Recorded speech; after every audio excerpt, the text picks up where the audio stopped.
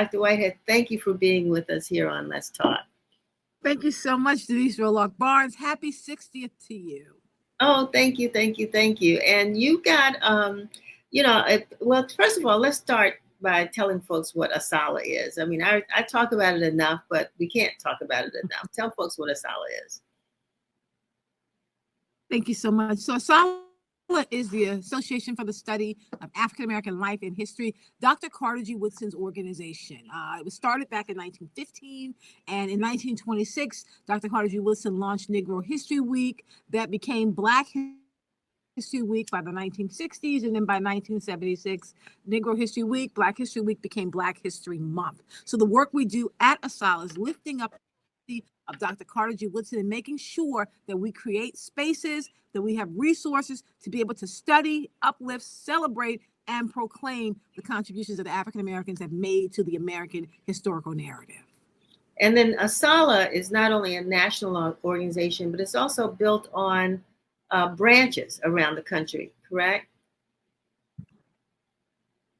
Yes, I think that's the one thing that makes us so unique is our secret sauce. So the work is done in a national office by our amazing long-serving executive director, Dr. Sylvia Cyrus, but we have branches all over the country where people pick up the work and make sure that it is going out locally and then going up nationally. To me, it's kind of that old Coptic cross where your hands go up and then your hands go out. So we're doing both, going up to the national office and then going out locally.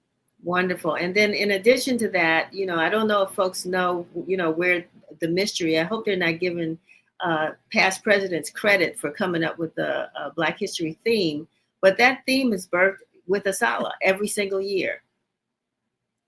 So talk about that. It is. That's something that So Dr. Carter G. Woodson, for every Negro History Week, he would have a theme, kind of picking out one particular section of the African American history experience and focusing on that. So last year we did African American in the arts, and we do it about 2 to 3 years before. So this was even done before my presidency. And there are years when it lines up perfectly with what's happening in society. And this year it is a perfect lineup because our theme for 2025 is African Americans and labor. So we're celebrating both the visible labor of Black folks in this country, whether you're working in the government, whether you're serving in office, whether you're stocking shelves, whether you are driving buses. And we're celebrating the invisible labor of Black folks in this country. To me, I call that the emotional labor, taking care of your children, taking care of aging parents. I mean, even preaching and praying. These are emotional forms of labor that we have offered to this story. And in my statement, we proclaim it. I lift this up. I'm saying we don't have to be told that we can celebrate Black history. We are a living representation of our history, and we proclaim it. I know that there was I don't think that there was a concern, but or maybe there was, that this president might not exercise his authority to proclaim Black History Month from the White House's perspective. And so, I mean, when you created that message, your purpose was to tell people what? So I'm glad you said that, and I thank you for that, because we are in a moment where there is a lot of chaos and confusion. And from Sun Tzu's The Art of War, that's how you destabilize your enemy. You keep them confused, and people were starting to murmur and get very concerned that we wouldn't have a Black History Month. So the statement coming from me as president is just to remind people in a very gentle way that we don't have to be proclaimed. We can proclaim it. We are lifting up the legacy of Dr. Carter G. Woodson.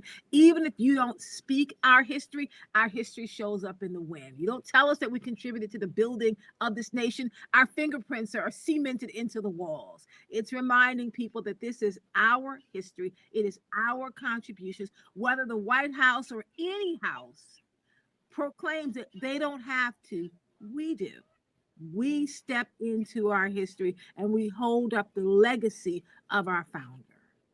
It's amazing, and you inspired us here at the Washington Informer when we put out there, it's Black History Month, celebrate with us 365 days of the year. That's what we do, right? We help to tell that story, but people can become a member of ASALH. It's a membership organization. And why would someone want to be a member of ASALH?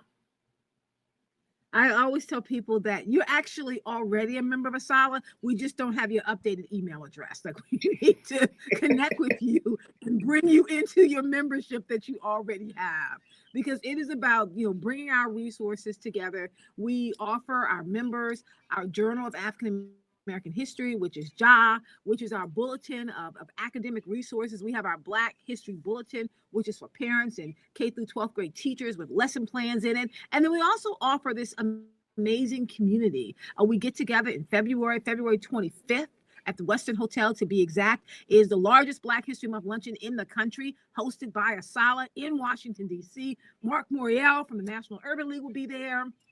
Mary Frances Berry will be there, and there's still tickets available if folks want to join us. We also have a conference in the fall. In September of this year, we'll be in Atlanta, Georgia.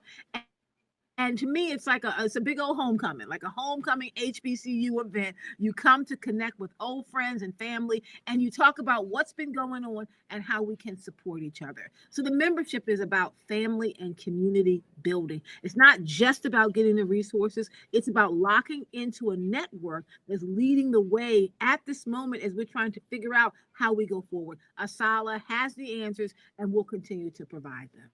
So before you go, because that was you mentioned it, but I want to just dig a little bit deeper into the luncheon that's coming up on February 22nd, and folks can attend that luncheon. You want to give us a little bit of a commercial on purchasing tickets, how they can get them,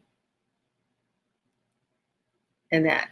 No, thank you so much. Because first, I want to thank you for correcting my date, because I gave the wrong date, and I don't want people running around thinking it's the 25th. It's on the 22nd. Thank you for that. It is in Washington, D.C. It'll be at the Westin Hotel, but you can go to ASALH, ASALH, ASALH.org to purchase your ticket for the luncheon. It will be an amazing lunch, but you'll also have an opportunity to be in table groups to talk about what's happening in this country. There'll be tabletop conversations, and you'll have an opportunity to hear from people like Mark Morial, who will be in conversation with Greg Carr. Mary Frances Berry will bring the occasion. I will bring a few words as well. Right before the luncheon starts at 12, we have an authors event. So if you want to come and get the latest books that are out, have an opportunity to speak to authors, that's from 10 a.m. to 12 p.m. And then the annual luncheon starts at 12 p.m. I am telling people, if they come and look for me. I would love to connect with you. I'll be there at the author's luncheon selling my new book. I'll be there at the luncheon bringing greetings. But I want to be able to connect with all members, old and new, and ones who are thinking about becoming a member, because this event is open to all. Wonderful. I am going to let you go. I appreciate that you were able to join us today. I know I want to get you back on again, because one of ASALH's big initiatives are the establishment of freedom schools. And I've brought that up in different places. Folks are intrigued by it, but now we need to figure out how to make that happen. And ASALH's taken the lead on that. I understand that's one of, I haven't disclosed the fact that, yes, I am a life member of ASALH. So I need to let folks know that. That's why we love you. and we'll stay engaged.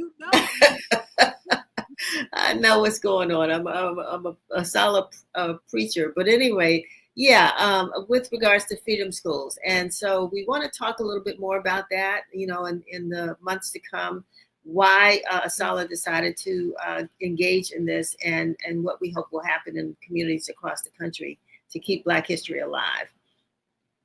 Thank you so much. That's one of my key initiatives. And I'm just arguing that we need to protect and preserve and promote Black history. We do it through ASALH, and we do it every day in our lives. Dr. Whitehead, before you go, you have a show of your own. And I want you to use this opportunity to tell folks how they can listen to you on your show. You're in Baltimore, so you're right up the road. But tell us about your program. Right up the road. Yes, it's called Today with Dr. Kaye. It comes on every day from 3 to 6 p.m. On WEAA, Morgan State University's. We are the jewel of Baltimore, Morgan State is. And my show is a talk show. And it covers everything from politics to prose. It actually has a Murrow Award-winning and Chesapeake Award-winning radio show. I'm one of the few Black women solo hosting a drive time radio show. So when you're in your car, when you're on Facebook, tune into Today with Dr. Kaye, and let's have some conversations that matter. Wonderful. I'm glad you were able to share that with us. Go. I know you got to get ready. So thanks so much for being with us, and I appreciate your time.